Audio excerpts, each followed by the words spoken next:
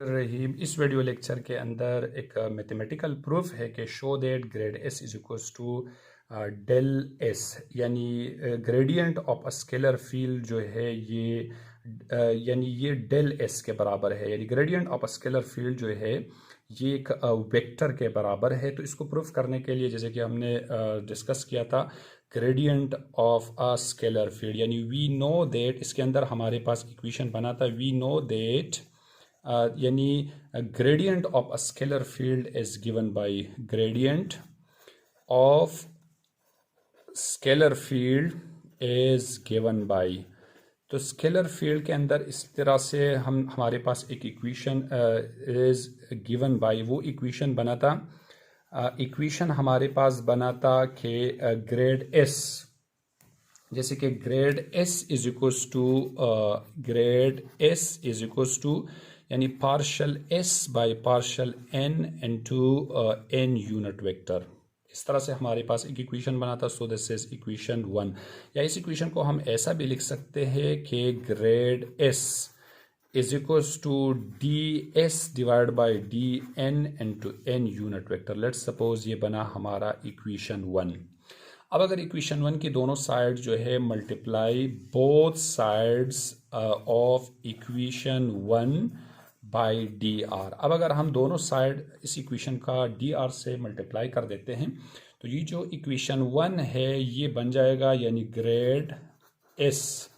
Dot D R is equals to, ये आ जाएगा हमारे पास d S divide by D n, यहाँ पर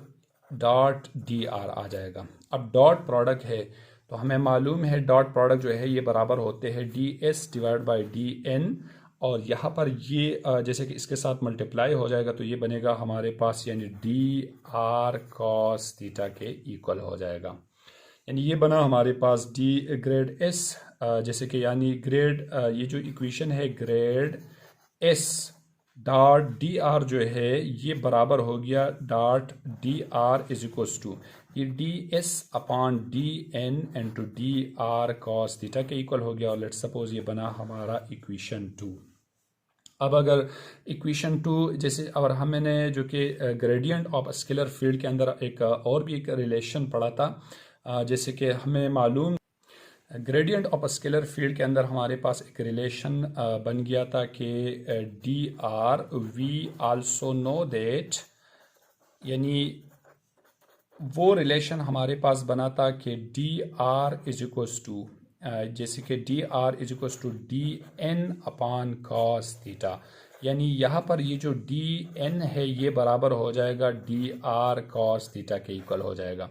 यानी ये डी आर कॉस थीटा, इसकी जगह पर हम डी एन भी रिप्लेस कर सकते हैं। तो सो इक्वेशन 2, अब इक्वेशन 2 हमारा बराबर हो जाएगा यहाँ पर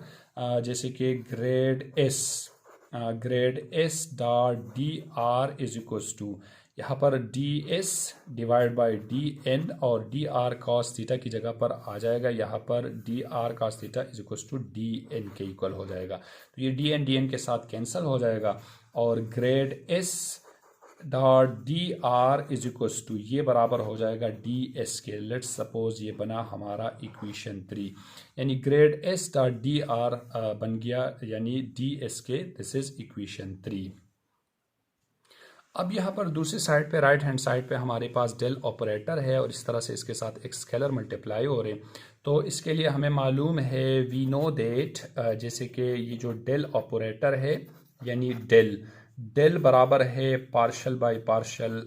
एक्स आई, इसी तरह से plus partial by partial Y j और plus partial by partial Z के इक्वल है। और दूसरा यहाँ पर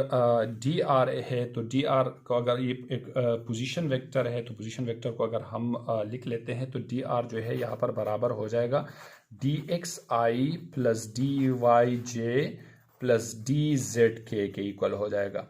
अब हमने ये जो हमारा राइट हैंड साइड है, हम राइट हैंड साइड की तरफ चलते हैं फ्रॉम राइट हैंड साइड। तो राइट हैंड साइड में है हमारे पास राइट हैंड साइड जो है यानी डेल डॉट एस। सबसे पहले हम डेल एस को कंसिडर करेंगे, यानी डेल एस जो है यहाँ पर बराबर हो जाएगा यानी पार्शल बाय पार्शल एक्स आई इसी तरह से plus partial by partial Y J plus partial by partial Z के, और इसके साथ जो कि एस मल्टीप्लाई हो जाएगा, यानी अगर इसके साथ लेट सपोज अगर हम जो है एस मल्टीप्लाई कर देते हैं तो पार्शल एस, यहाँ पर ये जो डेल एस है ये बराबर हो जाएगा partial S by partial x I plus partial